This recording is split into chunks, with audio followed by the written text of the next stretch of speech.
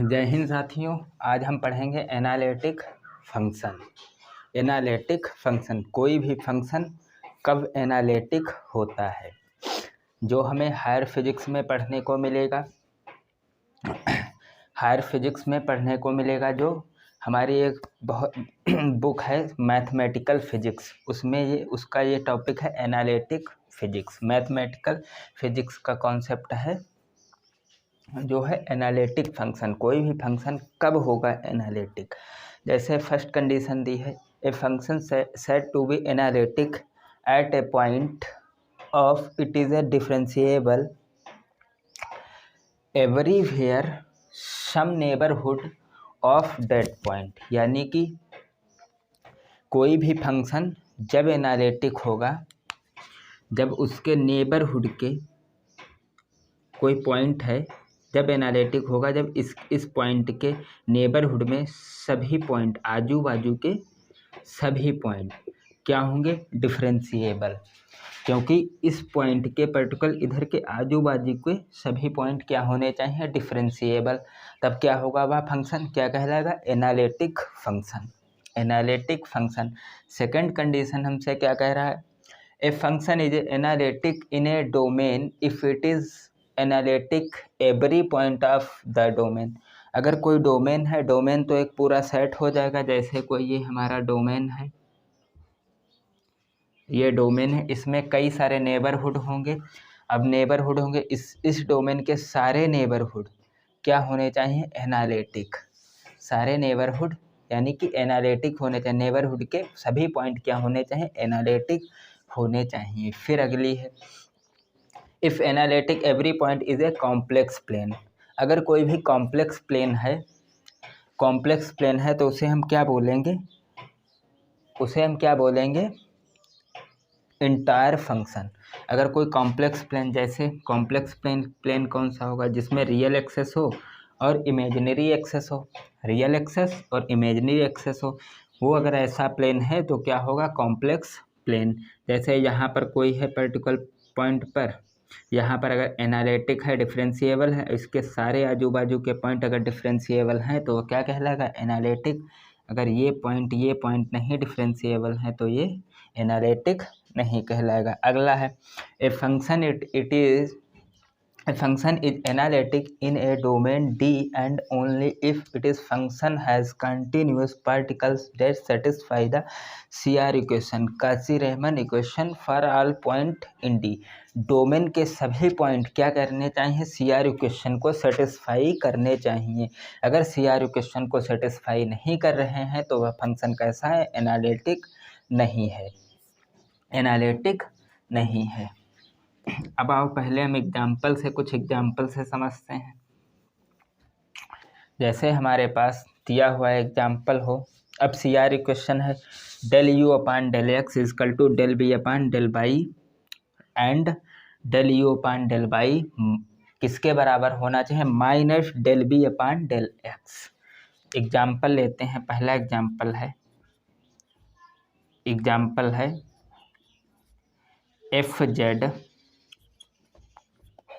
F z is equal to z upon 1 minus z is analytic every point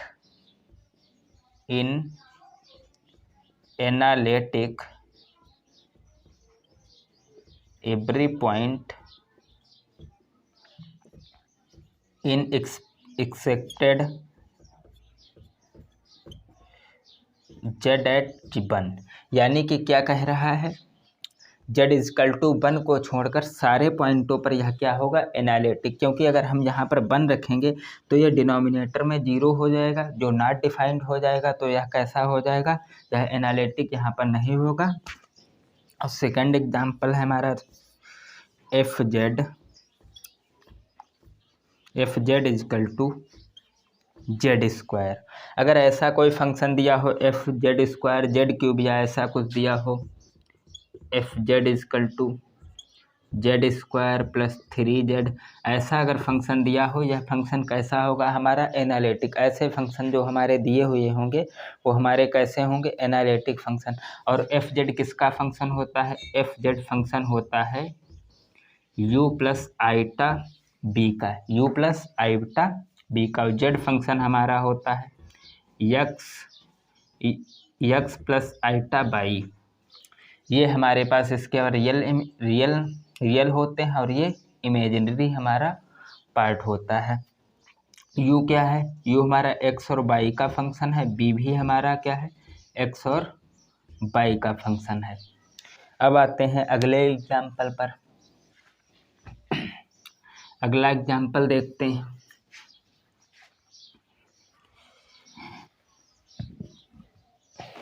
जैसे हमारे पास दिया हुआ है कोई f z is equal to mod z का स्क्वायर। अगर ऐसा कुछ हमारे पास दिया हुआ है तो हम सबसे पहले एफ जेड हम क्या हो जाएगा, एक्स प्लस वाई स्क्वायर, ये हमारा हो जाएगा। अब यहाँ से हम एफ जेड हमारा क्या है, यू प्लस आईटा बी, और इसके बगल में क्या है, आईटा जीरो। अब यहाँ से देखते हैं यू तो हमारा हो गया x square plus y square और वी हमारा क्या हो गया, जीरो। अब इसको हम del u upon del x del v upon del y and del u upon del y equal to minus del v upon del x, इसका हम निकालेंगे। फिर देखते हैं ये सी आर इक्वेशन को सेटिस्फाई कर पा रहा है या नहीं कर पा रहा है। देखते हैं सबसे पहले del u upon del x, इसका करेंगे एक्स के रिस्पेक्ट में तो ये हो जाएगा 2x और वाई स्क्वायर का हो जाएगा 0। फिर इसको वाई के रिस्पेक्ट में करेंगे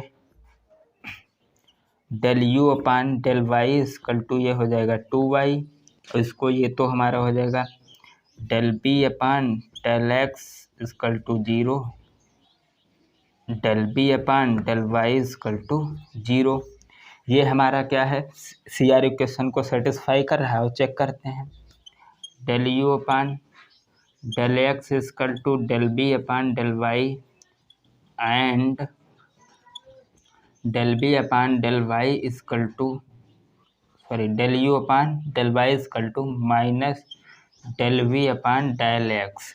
अब यहाँ से वैल्यू उठाते हैं del u upon del x 2x equal to ये क्या हो जाएगा, del v upon del y 0, ये देखते हैं एंड 2y इक्वल टू 0, क्योंकि माइनस अगर है माइनस साइन और 0 में माइनस हो तो वो 0 ही रहेगा। तो ये क्या कर रहा है, सी आर इक्वेशन को सेटिस्फाई कर रहा है, सी आर इक्वेशन को सेटिस्फाई कर रहा है। ये क्या कर रहा है, सी आर इक्वेशन को सेटिस्फाई कर रहा है। तो यह क्या बताता है कि इस पर्टिकुलर पॉइंट पर यह एनालिटिक है या इस फंक्शन पर यह एनालिटिक है।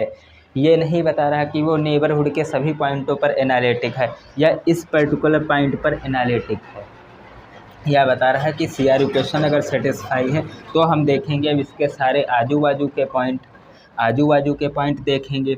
अगर आजू बाजू के पॉइंट सारे एनालिटिक हैं तो हम कह देंगे कि डिफरेंशिएबल है, तो हम कह देंगे कि यह पॉइंट एनालिटिक है। अदरवाइज हम कह सकते हैं कि यह फंक्शन एनालिटिक नहीं है।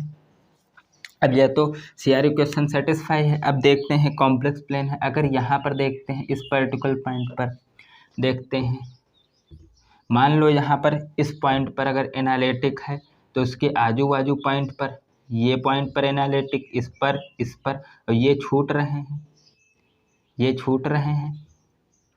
ये पॉइंट छूट रहे हैं क्योंकि यहाँ से यहाँ तक ये छूट रहा है, ये छूट रहा और यहाँ पर एनालिटिक है, इस पॉइंट पर पर्टिकुलर पॉइंट पर एनालिटिक है। तो हम ये कह सकते हैं कि यह फंक्शन कैसा है, एनालिटिक नहीं है। यहाँ पर इस फंक्शन पर एनालिटिक है, इस फंक्शन पर एनालिटिक है, लेकिन इस फंक्शन के आजू बाजू पॉइंटों पर सभी पर एनालिटिक नहीं है। सी आर इक्वेशन हमें ये बताती है। अगला एग्जाम्पल लेते हैं, अगले एग्जाम्पल से समझते हैं। थोड़ा ऊपर देखते हैं, अगले पॉइंट को देखते हैं। एक और एग्जाम्पल लेते हैं, जैसे f z is equal to z bar, f z is equal to z bar is not anywhere analytic. अब देखते हैं इज नॉट एनीवेयर एनालिटिक। अब देखते हैं इसको हम, अगर हमारे पास क्या होता है, जेड हमारे पास क्या होता है, जेड होता है एक्स प्लस आइटा वाई। अगर इसके रिस्पेक्ट में क्या हो जाएगा, f z is equal to x minus iota y, x minus iota y. अब हमारे पास देखते हैं, हमारे पास क्या हो जाएगा, यू फंक्शन एक्स और वी फंक्शन क्या हो जाएगा हमारे पास, माइनस बाई। अब इसका हम डेरिवेटिव करेंगे और करते हैं del u upon del x, इसका निकालते हैं तो क्या हो जाएगा हमारे पास 1। अब इसका निकालेंगे del u upon del y is equal to 0, इसका निकालेंगे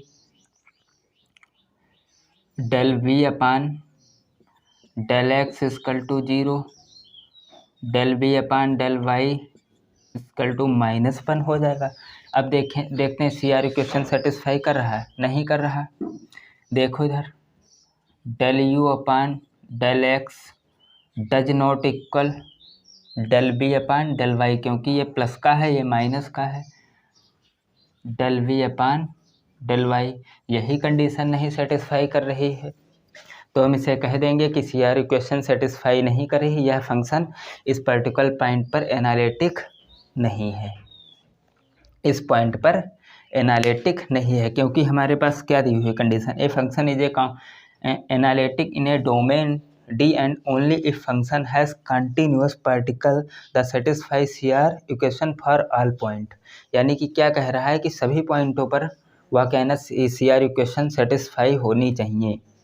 तब यहाँ तो पहले ही सी आर इक्वेशन सेटिस्फाई नहीं हो रही, इस इक्वेशन में इस पॉइंट पर हो रही थी, मगर इसके आजू बाजू के पॉइंटों पर सी आर इक्वेशन सेटिस्फाई नहीं हो पा रही थी। यही आशा करते हैं आप लोगों को समझ में आया होगा एनालिटिक फंक्शन। कल समझेंगे हम सी आर इक्वेशन क्या होती है, काची रीमन इक्वेशन।